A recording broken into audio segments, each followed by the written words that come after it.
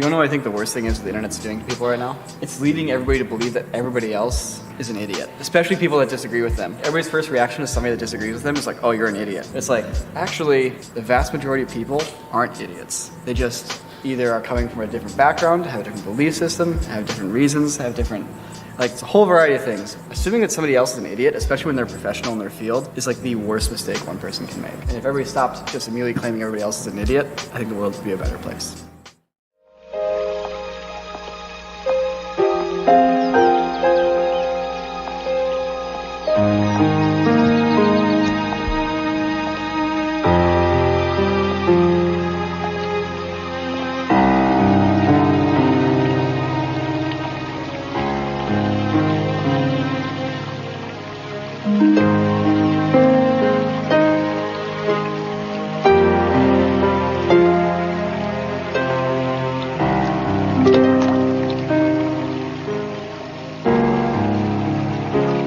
Look at you. The great C.C. Capwell tossing coins in the fountain. Wishing for things that can never be. You know, of all the lessons that you've had to learn, giving up has always eluded you. Maybe it's about time. I hope you don't mean that.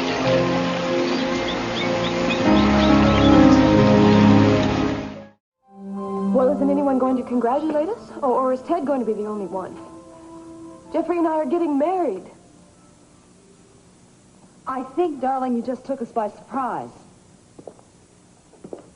I mean, you all know that Jeffrey and I have been in love for a long time. I hoped that you'd be happy for me. I'm happy for you. There's nothing to make me happier than to welcome someone into the family that you love. Jeffrey, welcome and congratulations. Thank you, Sophia. Your blessing really means a lot to me. All right. That's enough. You've received no one's blessings, young man. Apparently everyone seems to have forgotten what happened to this young man's last wife, his late wife. Daddy, don't start this. I'm not starting anything. This little fantasy is now over. Now, you and your mother may have taken leave of your senses, but I haven't. There is not going to be a wedding because I will not allow it. You amaze me, Daddy. You actually think you can order me not to marry someone. Trying to protect your kitten. From what? From the man I love? The man you love was accused of murder. Oh, please don't use that. Tell me what you're really feeling, Daddy. Tell me the real reason you don't want me to marry him. I told you. That's it. Kelly, I think we should go. Look, I'm sorry you feel the way you do about this, Mr. Capwell. Both Kelly and I would prefer to have your approval, but like she said, our plans are not going to change. Now, we love each other, and we intend to get married. Conrad! You listen to me. Not only do I not approve of you, I don't like you. I will not allow you to use my daughter to get yourself another rich wife. I will not only make it difficult for you, I will make it impossible. I knew threats were coming. I knew it. What are you going to do, Daddy? You going to bribe every judge in town? I will do anything I have to make sure you don't make the mistake of your life. Cece, I want you to stop. No, Mama, now. don't. I want to settle this right now. You and me, nobody else. Kelly, No, please. Jeffrey, why don't we walk outside together? All right.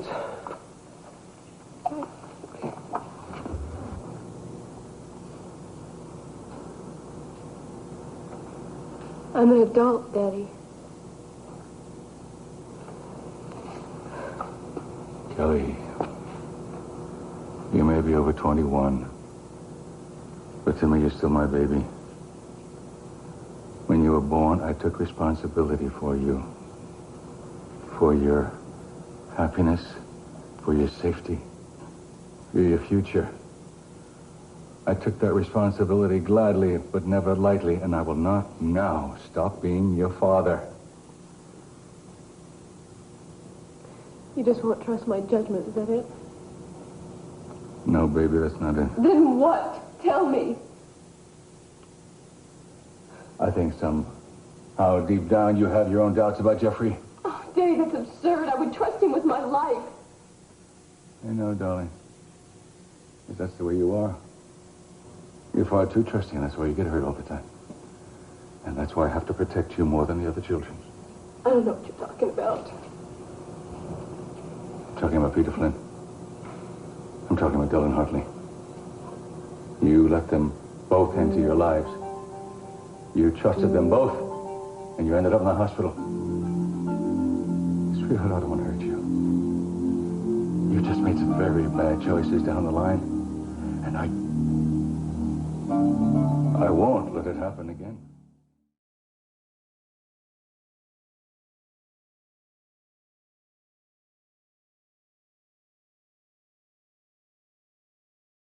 Jaymes, Hello, hello. Thank you for having me in today. being here. Sure. So you are the founder, one of the founders of Spizu. Yes, indeed. I am one of the founders and owners of Spizu. Let's start from kind of a little bit farther back. You've been in the, how many years have you been in the film? Almost 20 years, and just recently got inducted into the Hall of Fame in 2018. So when you started porn, what were people using to like record on? Oh gosh. Well, when I first started porn, I don't know the technical terms, but it was a lot more, I have to say, it was a lot more elaborate. The budgets were much bigger. Although we were shooting on a lower scale of things, like when I came in, we were shooting VHS. I'll never forget the name of the movie. It was called Sexhibition Number 9. My second one was Pussyfoot Number 7, and straight to VHS. But as far as the equipment, it was a lot, the cameras were a lot bigger. The budgets were insane back then. Also, we had a little thing called contract girls for all the other bigger companies. So everything, I mean, the web wasn't even around, so and there was no free porn whatsoever. So it's changed quite a bit, and you know, being a businesswoman in front of the camera and behind the camera, you just have to learn to acclimate with the times and the changes of the technology and you know, porn, of the adult entertainment industry in every way.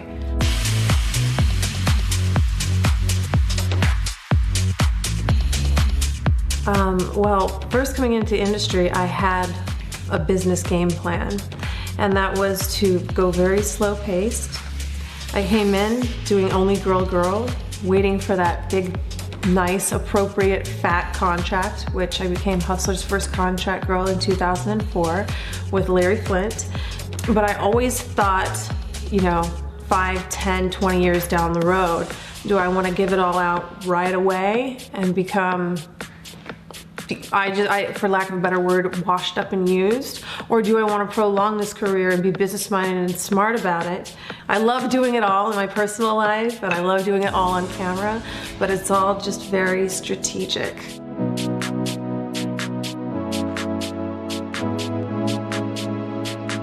Abso-fucking-lutely. Well, first I'm gonna start doing some IR, and I hate to put labels on things because there are specific people that like seeing, you know, people of different skin tones and doing whatever, and I know that's a really big deal. So you will be definitely seeing IR, you will definitely be seeing blow bangs, gang bangs, anal, and like I said, I've been going strong, almost 20 years in the business, and people still want it. So it's all about just being smart and stretching it all out. So you'll be able to see it all, just hang in there.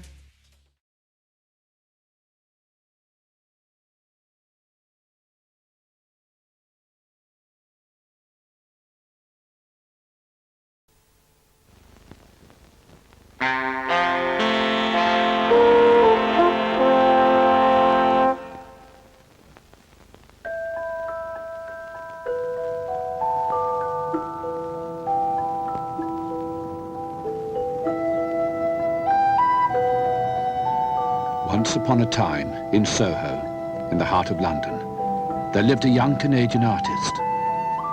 One day, he had an idea. He would make a 90-minute animated feature film based on the art and folklore of the Middle East. Today, 14 years later, after spending £1.5 million, the animator still has 80 minutes of film to finish and £10 million to find. The animator is Richard Williams. The film is called The Thief Who Never Gave Up.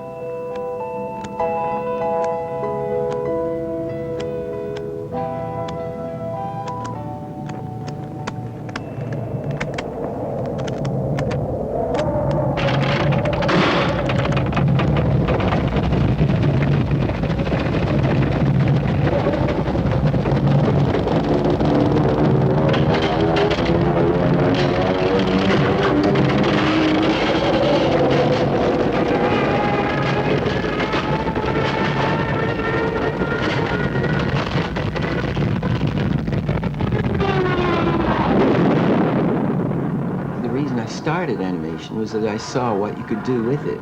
If you were Rembrandt today, you wouldn't be able to resist animation. Instead of doing etchings, he'd be making stuff move, I would think. But it's a remarkable medium. You can do anything. And you can change it, you see. And if you're playing a chorus, if you're improvising on an instrument, you have to do it then, that's it. But with this stuff, you can just keep fixing it.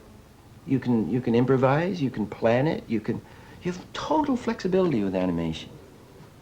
It's just that nobody has really, outside of the early Disneys and a few interesting,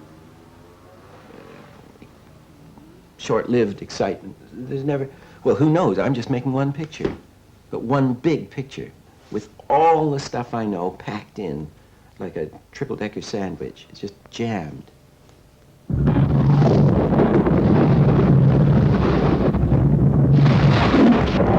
The story is of a prophecy.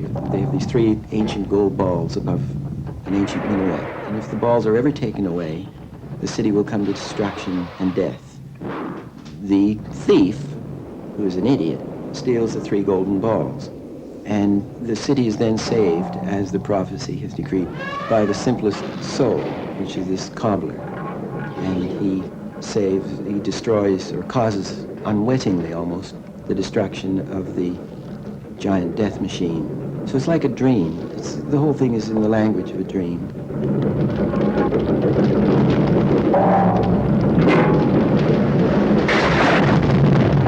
I always did my personal work while I was doing commercial work to get the money to do my personal work. So instead of going out and buying a yacht or whatever, or getting drunk on it, I would go back to work and do my personal work, because that's the reason I'm doing it. I mean, I wouldn't choose to spend my life. I think I've made over 2,500 commercials or worked on. Well, that wouldn't be my choice of a life career, or doing fancy wrappings for feature films or making little shorts. I mean, naturally, you want to practice your craft. Well, the money comes from the commercial activities.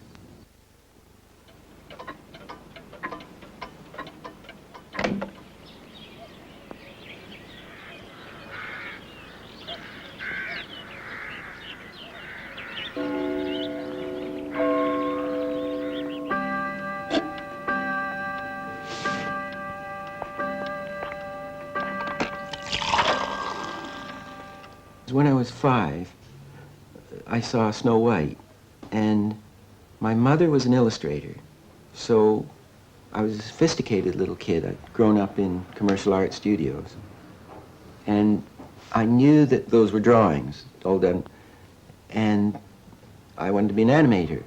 I visited Disney's when I was 15, and they took me in and did stories about me, and then when I was about 16, I went into a room full of Rembrandts.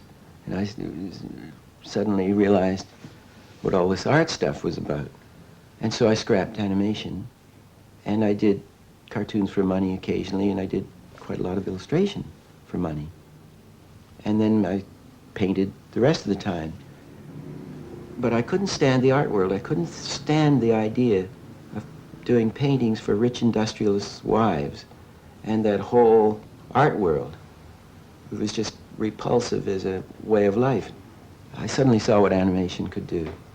And I thought, oh my God, I'm going to have to go into, oh, that's going to be horrible. I'll have to go in and be a commercial artist again. I don't want to do that. I mean, in order to get the money, to get the equipment, to get the knowledge, oh dear. I thought, I'll do that when I'm 40. And and I tried to stop. I spent 6 months trying not to do it. And then I realized, oh my gosh, you can put the sound with it, you know, and you can use music in that way. Oh, Lord. And I just got more and more involved and started my first